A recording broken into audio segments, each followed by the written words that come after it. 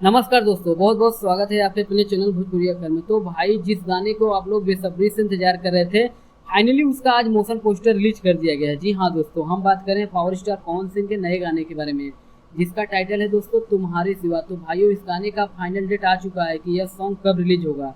तो दोस्तों, वीडियो को लास्ट तक जरूर देखें और जो भी भाई हमारे चैनल को सब्सक्राइब नहीं किए हैं वो चैनल को सब्सक्राइब कर ले।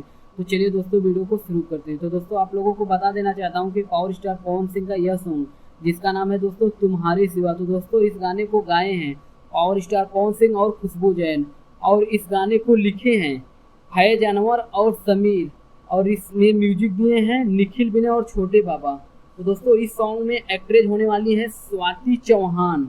और दोस्तों, अब बात करते हैं कि यह सॉन्ग कब रिलीज होगा। तो दोस्तों, यह सॉन्ग 7 अप्रैल को टी सीरीज चैनल पे रिलीज किया जाएगा। टाइम अभी नहीं दिया गया है, लेकिन दोस्तों यह फाइनल है कि यह सॉन्ग 7 अप्रैल को रिलीज होगा। तो भाई लोग, यह सॉन्ग बहुत ही कमाल का होने वाला है।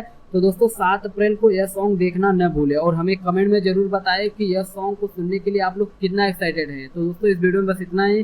फिर मिलते हैं नई वीडियो में, तब तक के लिए धन्यवाद दोस्तों।